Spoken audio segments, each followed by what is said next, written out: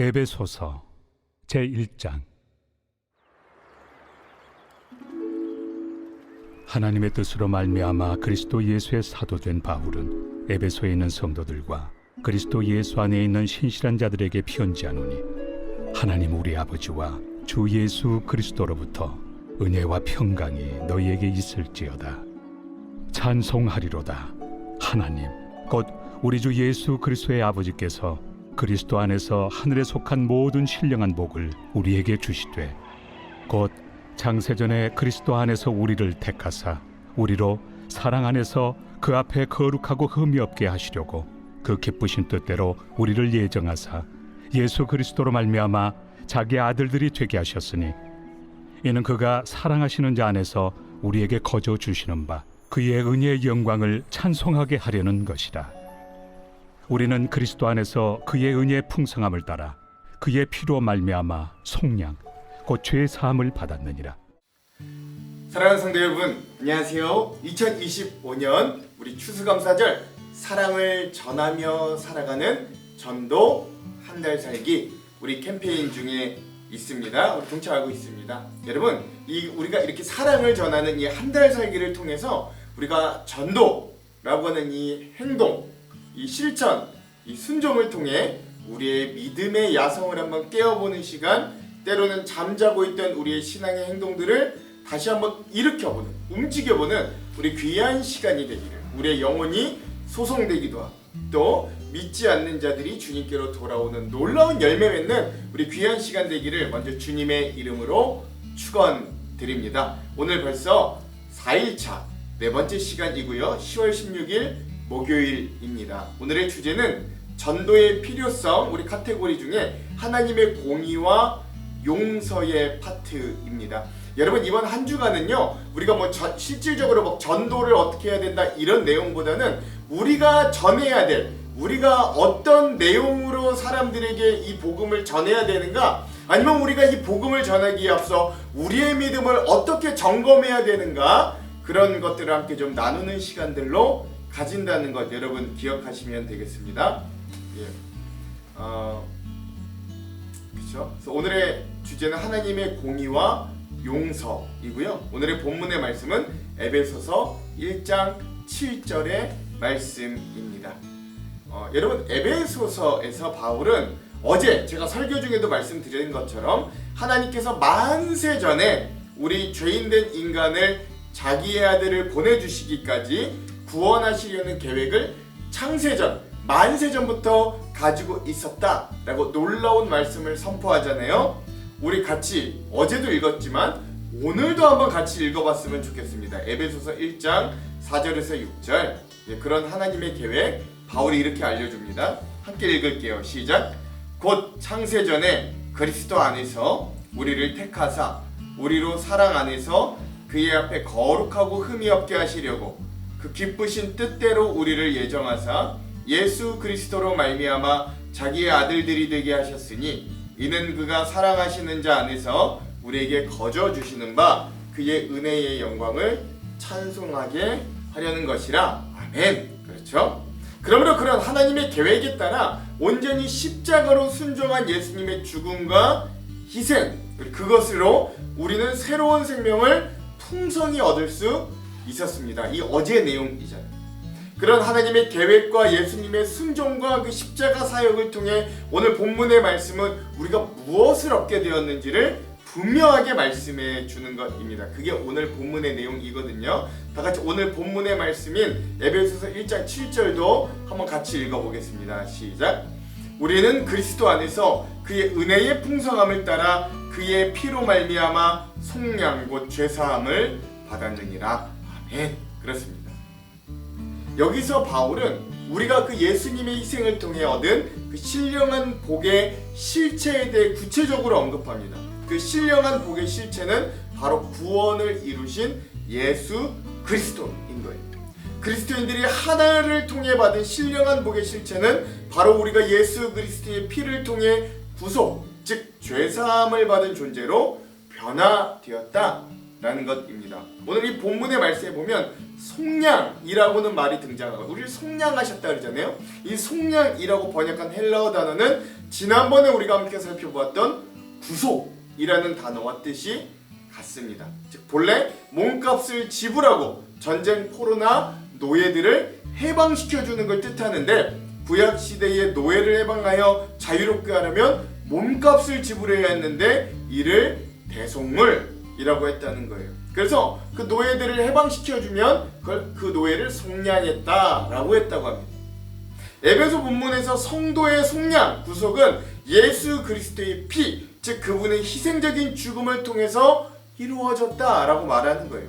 그러므로 예수님의 십자가 희생과 죽음은 죄인들을 속량, 죄인들을 구원, 죄인들을 구속하기 위해 예수님이 지불하신 값이고, 따라서 죄인이 구원을 얻는 수단이 되는 굉장히 신령한 복의 실체 중의 실체라는 것입니다. 그게 우리의 신령한 복이라는 거예요.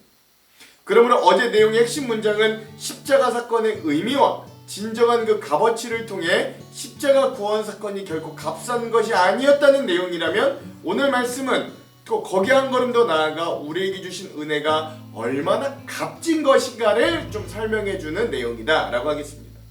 사실 우리 그리스도인들이 착각하는 것 중에 하나는, 우리가 하나님의 모습을 기억할 때 워낙 하나님이 사랑 자체이시고 하나님의 은혜로운 모습을 굉장히 강조하다 보니까 하나님께서 모든 것을 그냥 괜찮아 하고 넘어가시는 분으로 우리가 좀 하나님을 쉽고 우습게 여기는 부분들이 우리 현대 한국의 그리스도인들에게는 좀 팽배하게 있다 라고 할 수 있겠습니다. 이건 좀 사실입니다. 좀 불편한 진실이에요. 그러나 하나님은 그냥 괜찮아 하고 넘어가는 분은 아닙니다. 하물며 사람인 우리도 누군가가 나쁜 일을 저지르면 그냥 괜찮아 하고 넘어가면 안 되잖아요. 그럼 세상에 정의가 없어지겠죠? 하나님도 마찬가지십니다. 우리가 죄를 지었을 때 하나님은 그냥 괜찮다라고 넘어가실 수 없는 분이에요. 왜냐하면 하나님은 공의로운 분, 즉 옳고 그름을 분명히 하시는 정의와 공의의 하나님이시기 때문에 그렇습니다. 그래서 하나님은 죄를 벌하지 않으면 안 되시는 거예요. 온 인류가 지은 죄에 대해 그냥 대가 없이 없던 일로 넘어갈 수는 없습니다. 그러나 동시에 그 죄인된 우리를 너무 사랑하시는 사랑과 은혜의 하나님이라는 거죠. 이 마음은 큰 잘못을 저지른 자녀를 바라보는 부모의 어떤 양가적인 마음과 같다. 아니 그거보다 더하겠죠. 그렇게 표현하겠습니다. 그러므로 하나님은 공의롭기 때문에 죄는 벌해야 하지만 사랑하니까 용서하고 싶으신 두 가지 거룩한 욕망 안에 비로소 해답을 찾으신 거예요. 그래서 내놓으신 하나님의 해답이 바로 자기 자신보다 더 소중한 자기 자신과 같은 독생자 아들 예수님이 대신 그 죄의 대가를 받아 죽게 하는 것이었습니다. 그게 어제도 말씀드렸지만 그게 바로 십자가 희생으로 나타났고, 그 십자가에서 예수님은 하나님 아버지의 사랑과 공의를 동시에 나타내셨다라고 했죠. 하나님은 이런 정의와 사랑의 모순을 해결하기 위해 이런 놀라운 예수님의 십자가라는 방법을 선택하신 겁니다. 우리가 받을 벌을 예수님이 대신 받으셨고, 그분이 죽으심으로 하나님이 공의로운 분으로 남으시면서도 그 대가를 그 아들을 통해 치르심으로 죄인된 우리의 죄의 문제를 해결하여 주셔서 우리를 사랑으로 다시금 받아들일 수 있는 길을 열어주신 거예요. 이건 세상에서 가장 놀라운 하나님의 지혜입니다. 그러므로 하나님께서 주의 은혜 가운데 죄를 용서하시고 우리를 다시 새롭게 세울 수 있는 유일한 근거는 바로 예수 그리스도의 십자가밖에는 없게 되는 것입니다. 그러므로 오늘 묵상의 내용 앞부분에서도 잘 나타나지만, 이런 하나님의 용서와 용납하심은 그냥 우리를 그저 사랑하심 때문만은 아니라는 거예요. 많은 그리스도인들이 이렇게 쉽게 말하기도 합니다. 하나님 사랑이시니까 우리 죄를 용서하십니다. 이렇게 말하지만, 하지만 성경이 말하는 복음은 엄밀하게 말하면 그렇게 단순하고 편리하지만은 않습니다. 하나님이 이 세상을 사랑하셔서 그냥 용서하신 게 아니라 그 우리 죄인된 우리의 모든 죄를 없애기 위해 예수님을 주시기까지 사랑했다고 말하는 거예요. 이 사랑이 정확한 거예요. 다 같이 요한복음 3장 16절 한번 같이 암송해 볼까요? 하나님이 세상을 이처럼 사랑하사 독생자를 주셨으니 이는 그를 믿는 자마다 멸망하지 않고 영생을 얻게 하려 하심이라. 아멘. 그렇죠. 즉 하나님은 사랑하셨지만 그냥 괜찮아 라고 용서하시지 않으셨습니다. 예수님이 대신 죄값을 치르셨기 때문에 용서가 가능해졌다라는 걸 우리가 기억해야 되는 거예요. 즉 이 용서에는 이 갈보리 골고다 언덕의 엄청난 고통과 하나님의 아들의 죽음이라는 상상할 수도 없는 대가가 전제하고 있다는 걸 우리들이 깊이 묵상하고 깨달을 수 있어야 하는 것입니다. 그래서 우리가 하나님께 받은 죄의 용서는 결코 싸구려가 될 수 없는 거예요. 우리의 마음의 위안 따위나 우리의 자유를 방임하는 데 사용하는 도구가 될 수 없습니다. 그건 하나님의 아들의 생명값이 우리에게 주어졌기 때문에 그런 겁니다. 그러므로 그 용서를 귀하게 생각할 때, 우리가 받은 용서를 굉장히 귀하게 생각할 때 우리의 삶이 거룩한 삶으로 나아갈 수밖에 없는 겁니다.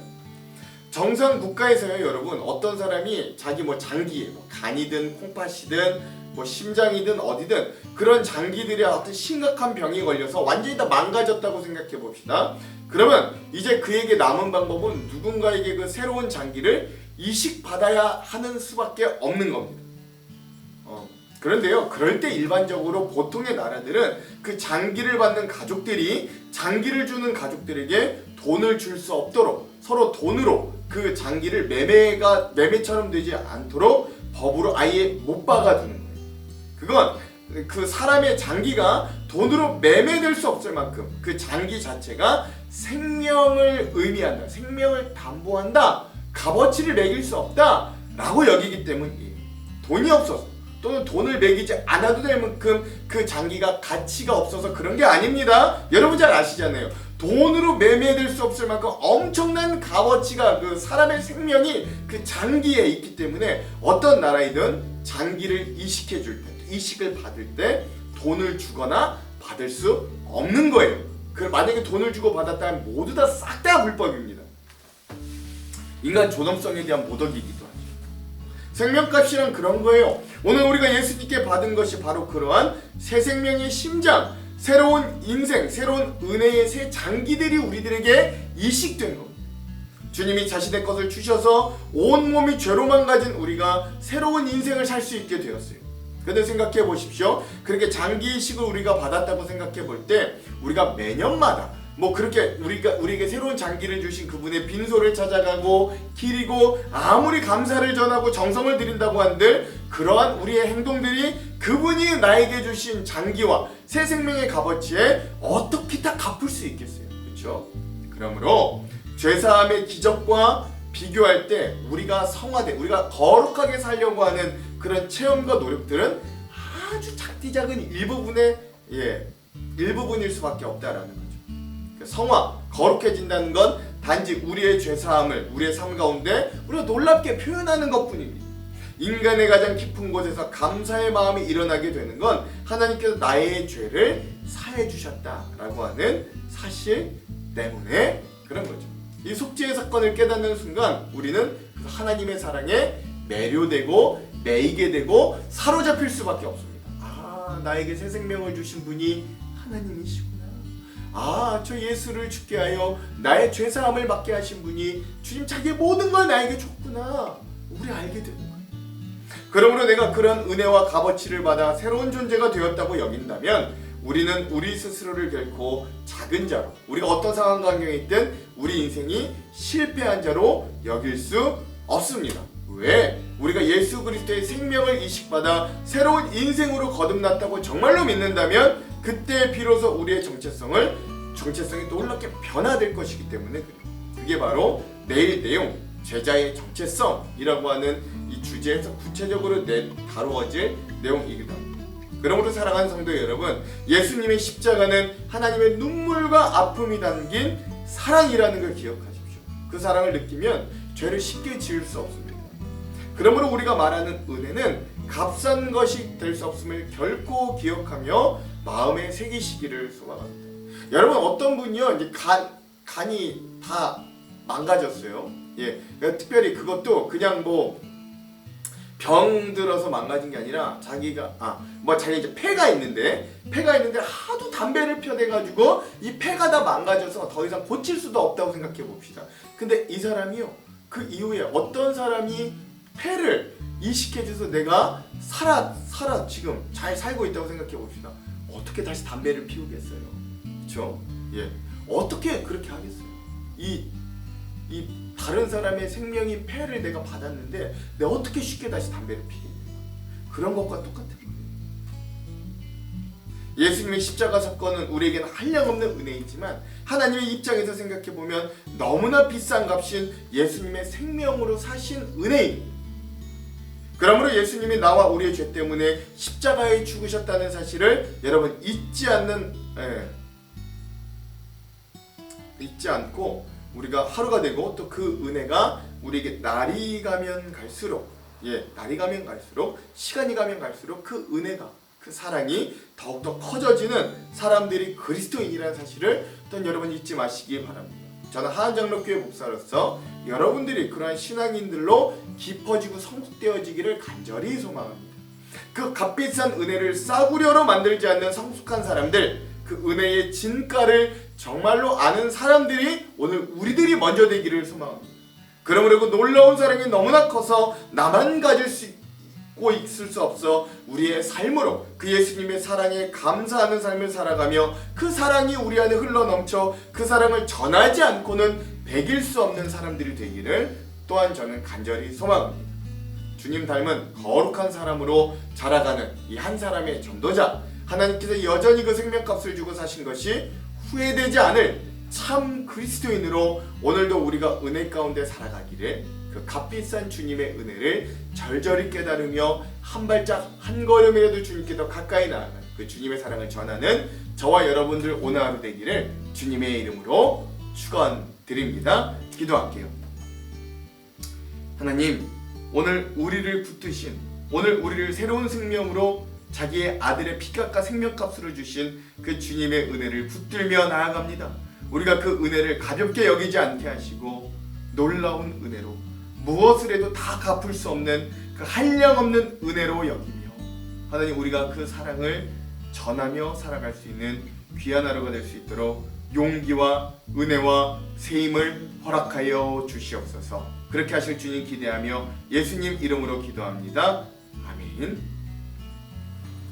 오늘 만나방에 묵상할 내용들을 함께 공유할 우리 그룹들은 세 목장입니다. 느헤미야 목장, 샘골 목장, 늘푸른 목장, 이 세 목장이 연합해서 오늘 만나방의 묵상 모습을 함께 좀 공유해 주시기를 부탁드리겠습니다. 꼭 이분들 아니더라도 우리 다른 분들도 함께 열심히 참여하고 있음을 좀 알려주시고 공유해 주시기를 간절히 부탁드리겠습니다.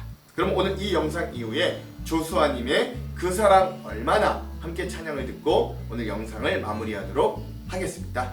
그럼 사랑하는 성도 여러분, 오늘도 사랑을 전하는 행복한 하루 되세요. 사랑하고 축복합니다. 화이팅!